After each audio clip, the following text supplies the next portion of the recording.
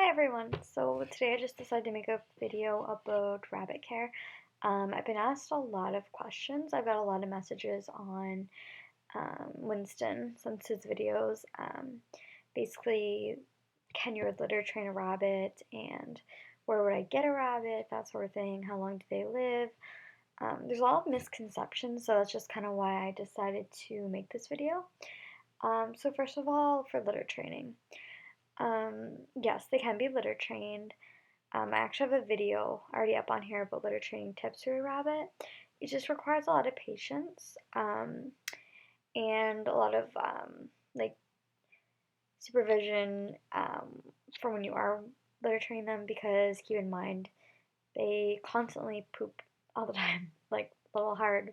It's kind of gross to hear, but consider it just because they're not like a cat or a dog in that sense. They are always going like all the time. When you do get them litter trained, it's a lot easier than who will use his litter box like Winston does. But I mean, occasionally there are still a stray around just because he has an accident or whatever. But Winston's good. As for like peeing, I never see it outside the litter box. It's always been just in his litter box, so I'm really lucky that way. Um, So yeah, please see my video if you have rabbit and you're considering litter training, or even if you haven't gotten one yet, just maybe check that out just to see what you're getting into litter training wise. I have a few tips there, and just the main one is just it requires a lot of patience, but it can definitely be done. So don't let it discourage you from having a host rabbit.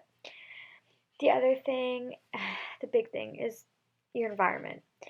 I just live in a small apartment, so I don't have a lot of space. However, my rabbit isn't free range. It doesn't have free range in my apartment right now.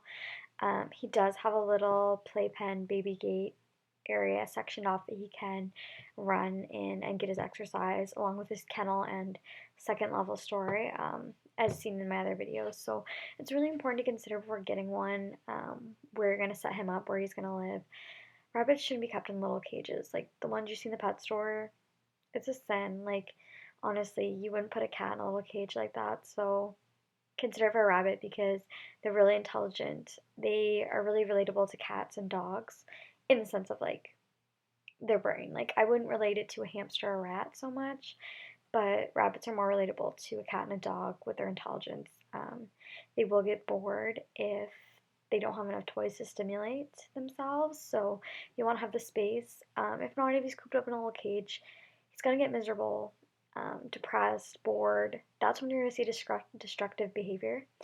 I mean, if he's cornered, caged up all day, yeah, I've heard of my friends having pet rabbits and they bit them before just because they were cooped up all day, so they're just not living in a good space. So please keep that in mind if you're gonna have a rabbit. Please give it enough space so you can have a happy life. Which leads me to the next thing, the actual lifespan of a rabbit. A lot of people have misconceptions. I know I did at first too until I, researched and looked into it, but having a rabbit is actually a 10-year commitment. So please keep that in mind. It's not just something you're gonna get because oh, it's a little baby and it's cute. They do grow up. Some grow quite large, depending on the breed. You'll want to look into that too. But it's a 10-year commitment, so same as like getting a cat, you wouldn't just get it on a whim kind of thing. They are marketed in pet stores as sort of like a starter pet, and it's kind of frustrating me just because it's really not how they're marketed. So just be cautious of that, especially with children. I'm not trying to say that rabbits aren't a good pet for children at all, but it's not as easy as they kind of lead you on to think it is, because rabbits are actually a lot of work, but you do get a lot out of it. The hard work is worth it all. They're great pets. So I guess the other thing is the love and affection and overall personality of a rabbit. Um, if you want a cuddly pet that like a cat, how it gives you affection, it'll come over and purr and like, it'll want to be picked up, or a dog that you can walk, etc. Maybe consider a different pet than a rabbit because I'll just talk to you a bit about their personality wise. Like I said, their intelligence is like a cat, but in the same sense, rabbits are prey animals, so you really want to take that in consideration. They are in the wild used to being prey, so they're very fearful of heights. So you can't just pick it up and like maul it and do whatever you want with it. He's gonna get scared, and you have to really build trust with your rabbit. And when you first get it, like really bond with him, give it a time and patience. I mean, I do pick up Winston. Not all the time though. He won't accept it all the time. I know when he's scared now. I basically also know what kind of mood he's in. So if he's feeling like a bit docile or more on the calm side, I can sense it. So I'll know if I pick him up right now, he's not going to mind it, but never for a long period of time. Rabbits just really don't like that. So if you're thinking like a cat, I know sometimes cats don't come when they're called, but um, like rabbits, they're definitely not going to come when they're called. They're definitely probably smart enough, trust me. They're very selfish. Like they just want, what they want whenever they want, and that's just how their personality is. I mean, if Winston wants to be like brushed, he will come over to me, and when I'm brushing him, he'll sit there and be happy and content. Um, but if you just want a pet that you can cuddle with and do whatever you want when you want, not really rabbit, because they are so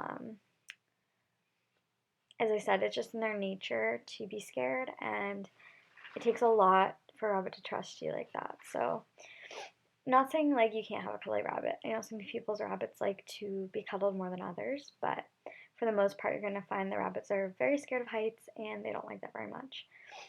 Um, the other thing about their happiness, for all the time and effort and money you put in, you're not going to get the same reaction, like I said, as a dog. Although, it depends on the rabbit. Like for me, Winston, when I get home, or if I go see him, it's without fail. He will jump around. It's called a binky. That's how they express when they're happy or excited about something, because rabbits also, unlike cats and dogs, they don't make vocal sounds. So that's another thing. They don't do that. So it's really like a mysterious kind of personality they have. You really have to understand their language, like the way they interact, kind of thing. I know it sounds kind of weird, but to like really understand them first of all. And yeah, so for all the effort you put in and everything like that, I mean, it's not like you don't get anything out of it. You honestly, once you do understand, they're so nice. Like I'll be doing my homework per se, like I'll have him up in the bed with me, and if he's in the mood, he'll come over and like just flop out and lay up beside me, and it's really nice. Or he'll want to snuggle a little bit, and he'll want me to rub his ears or give him a little head massage and things like that. But yeah, so they're called binkies when they jump around, and that's how they express their happiness. So when they're really happy, it's so cute because they jump all around, and it's so adorable. So that's one thing. I just have a few notes so that I don't forget.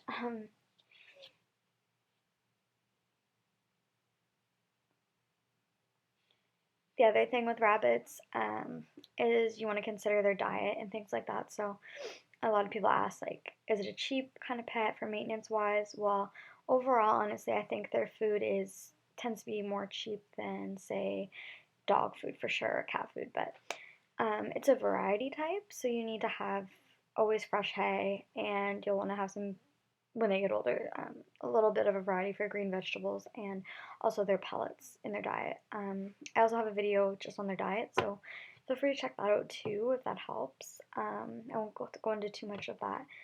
But also for costs, people always ask, is it cheap to have a rabbit for a pet kind of thing? And that's why maybe they're looking into it or whatever. So, for starters, honestly, the dog kennel I have was quite pricey. You don't necessarily need to get that. Like I said, you can just get the storage cubes. They're very reasonable from Walmart, and just set up like a little playpen area. The startup costs are kind of pricey just because you want to get like your food dish, your water bottle, like the litter pan, the litter, like things like that. And also for litter, please check out the litter training video, because I can show you what I use, and it's really feasible, the kind of litter that I use, because it's the wood pellets. So I found that really good price wise. Um, but yeah, then the other thing is another expense would be vet care. So depending on where you are in the world, vet care can vary, because I know in some places in the world rabbits actually need like yearly vaccinations like a cat would. Here in Canada where I live, they don't need that, so it's not so expensive, but you do need to consider it because exotic vets that actually specialize in small animals tend to be more on the pricey side and harder to find, especially if you're in like a rural area kind of thing. But the other thing I really want to push in this video is before you get a rabbit, please consider you have to get it fixed. Now, some people are like, oh, you'll never, if you're just having one rabbit, what's the point of spending a bunch of money or doing that? Actually, there's a lot of point to it. And I won't touch on it too much, I guess, here, but I'll just say a few things. Just because rabbits get hormonal. Obviously, you've heard the saying, like rabbits, they get hormonal whether they're alone or whatnot, and it's just their instinct. So once they turn 6 months old, so it's, they're still basically a baby, but, they could have a baby. So they reach sexual maturity at 6 months old, and they will get very hormonal. Females will tend to have false pregnancies, and it can lead to them being very territorial and aggressive at times. So I know some people before I've gotten a pet rabbit, and then they thought it was so awesome, and then when I got a little bit older, it was starting to like nip at them a bit and like do things like this, and it was because of her hormones. And sadly, a lot of people give away rabbits at that age because they're like, oh, all of a sudden, they're acting like this, when in reality, that rabbit probably could have had a very happy life, if the owner would have been educated. If you would have got them fixed, it would have solved so much, honestly, and it'll benefit your rabbits it'll make them live longer because rabbits are very prone to reproductive cancers. So you'll definitely want to consider that too. And I know also for males are said to be more docile. Winston's a male, and I've never had a female, so I can't really compare from personal experience. But yeah. Also, okay, getting back to spaying and neutering. So for hormones, for litter training, when rabbits want to put their scent on something, they will use the bathroom or spray.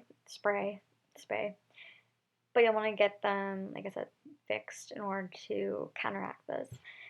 Because once you get them fixed, it's so much easier to litter train. They're not wanting to mark their territory everywhere and things like this. So that's another thing. I got Winston fixed when he was like 4 months and a few weeks. So he got it pretty early as he could. It's usually better to get it early before the hormones actually kick in. So that was very good. So yeah, I don't want this video to discourage people from getting a rabbit. I just really feel like I've been getting pressed with a lot of questions, and I just want to make it clear that they are a lot of work. For cleanup, I'll touch on that too. This is going to be very long.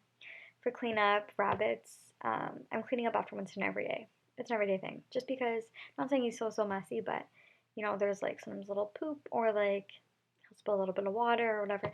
I just want to make sure it's clean and tidy all the time because if not, I don't want it to smell or anything. And for his litter, I clean it every 3 days. I clean it out fully. So, you're going to want to consider that. Also for shedding, if you get a fluffier rabbit, they're going to shed more. They go through a molting process, which they shed very constantly. So Winston's molting right now, and he's shedding quite a bit. So I find that's also another aspect of cleanup. So you'll want to consider that. Okay, so this video is getting really long. So yeah, I really hope that this helped everyone answer some questions. If you have any more, like just feel free to ask. I might do a separate video on like a few other experiences I had with Winston, but yeah, I don't really mean to discourage people. I love rabbits. I love Winston so much, it's actually crazy. So I just think people should really be educated before they just go off and buy one, especially since Easter time is coming around the corner and so many rabbits are neglected.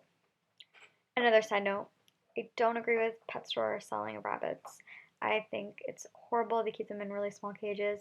They take them away too early from their mother. They're not well socialized most of the time. I got Winston from a breeder. He was hand raised and introduced to the litter box pretty early, so that's why I think he has the personality and like the way he was easy to train. I think that's definitely why. If not, if there's rabbits available for adoption in your area, I would definitely consider that as well, just because so many get neglected after Easter. It's really a sin. Okay, well anyways, I really hope this helped, and thank you guys for watching. Bye!